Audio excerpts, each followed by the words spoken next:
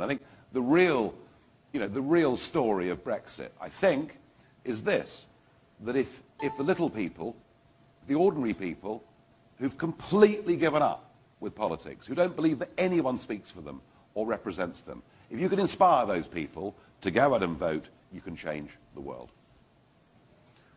Who else has a question? Over here?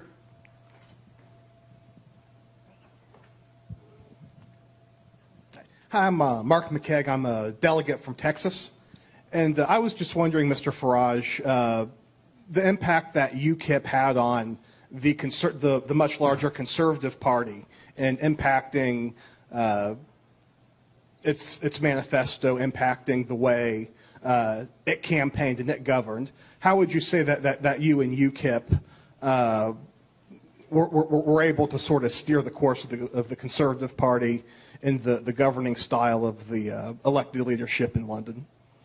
Yeah, I mean, 25 years ago, I embarked on this because I just didn't feel that our country was headed in the right direction. I felt that the European project, which my parents had bought into as being about trade, as being about being good neighbours, I could see the political dimension, and we had a big treaty 25 years ago called the Maastricht Treaty. So I've been doing this for 25 years, and one of the big questions was, should I try and do this through UKIP, or should I do it as part of the Conservative Party and by trying to work from within? All right, so that's one of the great debates and perhaps dilemmas that I faced all those years ago. And it always seemed to me that I kept bumping into people at about the time of Maastricht, and I'd meet Tory MPs who'd say, and I'd tell them what I thought about our membership of the Union, and they said, well, we completely agree with you, Nigel. And I said, well, why don't you say so in public? Oh, well, it's all, it's all a bit difficult. I might get deselected. So frankly, I took the view, two views. One, that there was virtually nobody inside the existing political class who would genuinely fight for this issue, but that secondly, if you are somebody with a sincerely held view, the big parties generally crush it out of you or stop you from getting into a position where you can exert influence. So that's why I did it through UKIP. I have to confess, it's taken a lot more years than I thought it would to get to this conclusion, and I did really worry at times that I might go down as the patron saint of lost causes. It's taken a hell of a long time, but ultimately it was the threat that UKIP were beginning to pose to the Conservative Party. Incidentally, now we pose it to the Labour Party, perhaps in an even bigger way, because some of these big issues cross the traditional left-right divides of politics. So I would say this to you, there is absolutely no way that David Cameron would have made the promise of a referendum if it hadn't been for the threat of UKIP. And when it came to the referendum itself, it was really vital that we got Boris Johnson and Michael Gove appealing to that Conservative vote. We had figures on the left appealing to their vote. And I think what UKIP did in the referendum, again, that was crucial, was I think if anybody got those people out to vote who hadn't voted in 20 years, it was us. It was our campaigning style. So as far as I'm concerned, difficult though it's been, and if you take on the establishment, they're pretty rude to you. They don't sort of come along with a tray of gin and tonics and say, jolly well done. But I have to say, it's all been worth it. Who else wants to ask a question without a tray of gin and tonics? Right over here. Someone's coming to you, right behind you. Hello, Mr. Farage. Tim Stanley. I'm from the London Daily Telegraph. I know you say you're here to talk about Brexit and how that happened, but you have been to Republican and Conservative conferences before. I know you've been to CPAC in the past, and you're not going to the Democrat ones. You don't have good links with liberals in this country. I know you've said that direct comparisons are useless, but what do you think UKIP and yourself do have in common with the Republican Party? Not necessarily Trump, but with the Republican Party and the Conservative movement. What similarities do you see with UKIP, and what are the differences? Can you crystallize those for us? Well, there are some quite big differences in terms of perhaps attitudes towards gun policy. And these are the big, and we talked about it a moment ago, these are the big cultural differences that exist between this country and our country. the similarities, well, I think there are, there have been, over the last decade or so, elements of the activist base within republicanism who see what is happening in Washington very much the same way that people like me, who were Conservative Party members in the United Kingdom, saw what was happening in Westminster. It's all about disconnect. And I would like to think that maybe what we've proven is that if you're prepared, to fight hard for what you believe in, then absolutely anything is possible. And I think there is clearly, some of the attitudes towards Washington and the disconnect that exist within America, I hear quite similar echoes of the same statements being made about Westminster and Brussels. I think there's one over here. Well, a couple. We can go back to back. Hi there, I'm Daniel Dale from the Toronto Star newspaper in Canada. You helped pull off something that was seen by many as wildly implausible at one point, and so has Donald Trump. When he started to rise in the Republican Party, to the forefront of this field and then to the nomination, did you say to yourself, oh, I could have seen that coming, or was it as crazy and shocking and amazing to you as everyone else? I'm not in the least bit surprised. Not in the least bit surprised. What Trump has done, he's taken on the establishment, well, not just in Washington, within his own party, he's taken on the establishment. And now I could see the way this guy, as I say, this is not, this is not full-throated support, but I could see the way this guy makes an argument, causes a storm, then when he gets condemned by everybody, rather than retracting, he just goes that little bit further. Yeah, I've been watching this with great interest. I think I'm not surprised that he got the nomination at all. Well, it's a bit tough to say who's going to win at this moment in time, but just maybe he will reach out to those voters, and maybe there are big similarities between those voters and some of these people who voted for Brexit. So, yeah, I think everyone's been astonished at his rise, but I suspect it's probably not over yet. I think there's another one at the same table. Quite tough to see, isn't it? Thank you. Tom Leonard from the Daily Mail of London. Just a small point, maybe. You were talking about the appointments, the inspiring appointments that Theresa May has made as Prime Minister. You didn't mention Boris Johnson as Foreign Secretary, who's obviously in talks at the moment with John Kerry. What do you think of his appointment? It's great.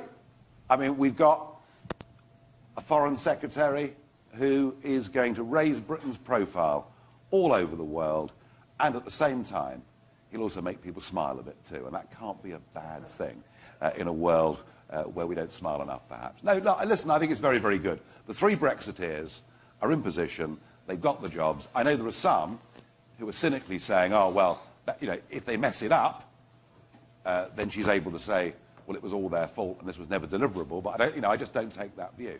I think there are three people there who are committed to this, and I just hope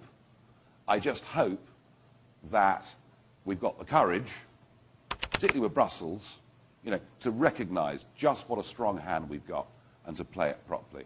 And I'm in no doubt that by 2019 we will be out of the European Union. What I question is exactly what deal we're going to get. And perhaps the ultimate Brexit test is, at the next general election, will we have back our international territorial waters? Will we have back 200 miles of the North Sea that is ours, or will we have shown ourselves to be a bit weak-kneed? And I very much hope that all of those things happen. I can't see everywhere in the room. Any other hands up? Well, yes, hello, Mr. Farage. Oh, I've got one here at the back. It's Paul McLeod from BuzzFeed. There was a perception on this side of the pond that seemed kind of odd when the Brexit side won, and then people like yourself stepped down. Boris Johnson stepped down from running for the prime ministership, and it kind of seemed like there was this situation where you guys won, but then you didn't want to clean up the situation afterwards and deal with the implications. And I just wanted you to address that, please. Well, Boris Johnson is Foreign Secretary, and the other two Brexiteers are people that I shared platforms with all over the country. So, as for my position, look, I was, and as I explained to the gentleman from Texas, you know, what I've done in politics, I've done from the outside. I've tried to change opinion. I've tried to raise issues that other people didn't want to talk about. And I would like to think that with my supporters in UKIP, we've changed the political agenda. We've changed the centre of gravity of British politics. I am staying on as an MEP, as leader of a group in the European Parliament, to see this process through. And I will, as this process unfolds, I will get up in the European Parliament and make my friendly and constructive speeches that I always do there, which I've no doubt they're looking forward to enormously. So I'm doing my bit. As far as UK politics is concerned, you know, and this procedure over the next 2.5 years, there's nothing I can do. You know, I'm not in the governing Conservative administration. So, yeah, I'm taking a bit of a step back in terms of not going on leading a political party into the next domestic set of elections. But, you know, my motivations, you know, I wasn't one of those people, you know, who went from university into a research office and always wanted to be an elected politician. I never even thought about being in elected politics until I was in my 30s. I got involved in this because I had one great cause that I wanted to fight, and that was getting my country back. And that's what we've done. That's what we've done. So I'm perfectly happy with where I am. Just to wrap up, it's got to be very, very quick. Hi, thanks very much, both of you. My name is Ruth Sherlock. I'm from the Daily Telegraph as well. Mr. Farage, you mentioned that you criticised Obama for coming in, intervening in British politics over Brexit, but Donald Trump did the same. You know, he came to the UK, he spoke out in support of Brexit. Do you condemn him in the same way? And secondly, very briefly, Mr. Trump's kind of rise here has also been kind of, people in white nationalist movements have been quite excited by this. And the party platform of the Republicans is kind of moving quite far to the right. Is there a concern that in this kind of nativism, some kind of dangerous trends emerge? Thank you. Okay. All right. Look, I mean, you know, Trump did not come to the UK on a big political, you know, speaking tour. I think he came to the UK to look at some of his business golf interests in Scotland, and was asked a question and gave a comment. It's rather different, I think, in terms of scale and intent to what Obama did. Look, I know that since the referendum, you know, there are one or two people who have behaved very badly towards foreign people in our country. There were one or two people behaving badly towards them before a referendum was even talked about. There are always, in any society, some elements, you know, who loathe virtually everybody. They're few in number. There is absolutely nothing that I've ever tried to do that wants to inflame that or make it worse. Actually, I would say this to you. I think what the European Union project has done by taking away from people their democratic rights, by willfully trying to get rid of their national identities into this new supranational order that no one recognises. You know, why have we got Golden Dawn? Why do we have an avowedly neo-Nazi party? This is not a term of abuse. They call themselves neo-Nazi. They're proud of their neo-Nazi roots. And why are they the third biggest party now in Greece? Well, I'll tell you why. Because actually, if you take away from people their democratic rights, they will move towards the extremes of right and left in politics, or perhaps even towards violence and direct action. So I genuinely believe that getting a Europe of democratic nation states, not only will Europe guarantee through doing that that it's at peace, but I think that's the way we stop real extremism. To wrap up on a more upbeat note than neo-Nazis. Yeah, well, but it's true. Almost every other note is upbeat from Yeah. the neo-Nazis. I would just thank you very much for coming, and I would point out behind us is the Cuyahoga River, which in the dark days of pollution in America once actually started on fire. There is a beer here called Burning River. Wow. Enjoy one and let me know how it is. I will.